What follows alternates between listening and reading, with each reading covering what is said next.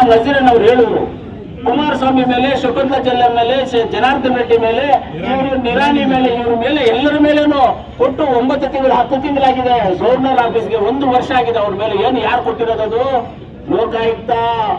ಲೋಕಾಯುಕ್ತ ಗೊತ್ತಲ್ವಾ ಎಲ್ರಿಗೂ? ಗೊತ್ತೇನಪ್ಪ?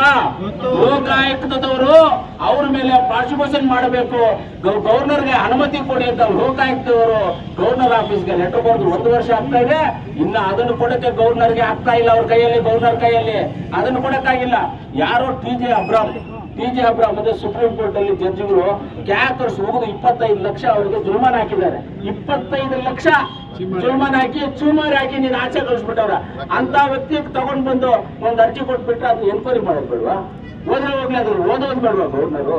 ಅದನ್ನು ಓದಿ ಏನು ಅಂತ ತಿಳ್ಕೊಂಡಾದ್ರೂ ಮಾಡ್ಬೇಕಲ್ಲ. ಏನು ಹೇಳಿದ್ರೆ ಮಧ್ಯಾಹ್ನ ಕೊಟ್ಟರೆ ಸಾಯಂಕಾಲ ನೋಟಿಸ್, ಶೋಕಾಸ್ ನೋಟಿಸ್ ಕೊಟ್ಬಿಡೋದು, ಕೊಟ್ಟು ಪ್ರಾಸಿಕ್ಯೂಷನ್ಗೆ ಪರ್ಮಿಷನ್ ಕೊಡ್ತೀರ ಅಂದ್ರೆ ಇದು ಏನ್ ಅರ್ಥ ಮಾಡ್ಕೋಬೇಕಂದ್ರೆ ಕರ್ನಾಟಕದ ಜನ ಎಲ್ಲ ಕಾಂಗ್ರೆಸ್ ಸರ್ಕಾರ ಸುಭದ್ರವಾಗಿದೆ. ಕಾಂಗ್ರೆಸ್ ಮುಂದಿನ ದಿನಗಳಲ್ಲಿ ಈ ದೇಶದಲ್ಲಿ ಕಾಂಗ್ರೆಸ್ ಬಿಟ್ಟು ಬೇರೆ ಪಕ್ಷ ಯಾವುದನ್ನು ಇರೋದಿಲ್ಲ.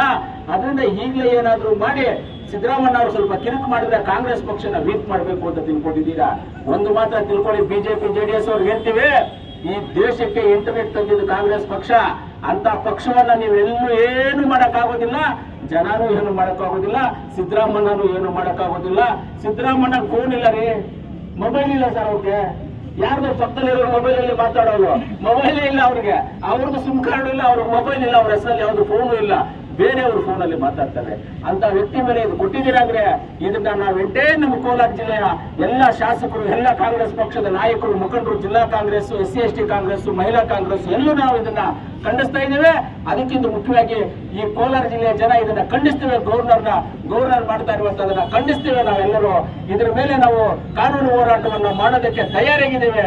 ನಿಮ್ಮ ಬೆದರಿಕೆಗಳಿಗೆ, ನಿಮ್ಮ ಲೆಟರ್ಗಳಿಗೆ ನೀವು ಕೊಡುವಂತ ಪ್ರಾಸಿಕ್ಯೂಷನ್ಗೆ ಎದುರುವಂತ ಪ್ರಶ್ನೆ ಯಾರಿಗೂ ಇಲ್ಲ, ನಾವು ಎದುರುವುದಿಲ್ಲ ಅಂತ ಹೇಳ್ತಾ ಇವತ್ತೆಲ್ಲ ನಮ್ಮ ಕೋಲಾರ ಜಿಲ್ಲೆಯ ಜನ ಸಿದ್ದರಾಮಯ್ಯ ಅವ್ರ ಮೇಲೆ ಏನ್ ಪ್ರಾಸಿಕ್ಯೂಷನ್ ಕೊಟ್ಟಿದ್ದಾರೋ ವಿಲೇಜ್ ವೈಸ್ ಎಲ್ಲ ಮನೆಗೂ ಮಾಹಿತಿ ತಲುಪಿಸ್ಬೇಕು. ಏನು ಇಲ್ಲ ಅವ್ರದ್ದು, ಇಲ್ಲ ಅವ್ರದ್ದೇನಾದ್ರು ಇದ್ರೆ ದಾಖಲೆಗೆ ತೋರಿಸಿ ಅಂತ ಕೇಳ್ಬೇಕು ನಾವು. ಆ ರೀತಿಯಲ್ಲಿ ಮನೆ ಬಾಗಿಲು ನಾವು ಯಾವ ರೀತಿಯಲ್ಲಿ ಗ್ಯಾರಂಟಿ ಕಾರ್ಡ್ ಅನ್ನ ಮನೆ ಬಾಗಿಲಿಗೆ ತಲುಪಿಸಿದೀವೋ ಆ ರೀತಿಯಲ್ಲಿ ಗ್ಯಾರಂಟಿ ಕಾರ್ಡ್ಗಳು ಕೊಟ್ಟಂಗೆ ಮನೆಗೂ ಇದನ್ನೆಲ್ಲರಿಗೂ ಮಾಹಿತಿ ಕೊಟ್ಟು ಈ ಬಿಜೆಪಿ ಅವರು, JDS ಅವರನ್ನ ಈ ದೇಶದಿಂದ ಕಿತ್ತು ಆಚೆ ಬಿಸಾಕೋವರೆಗೂ ಈ ಹೋರಾಟವನ್ನು ನಾವೆಲ್ಲರೂ ಮುಂದುವರಿಸಬೇಕು ಅಂತ ಹೇಳ್ತಾ ನನ್ನ ಮಾತನ್ನ ಮುಗಿಸ್ತೇನೆ. ಬಿಜೆಪಿ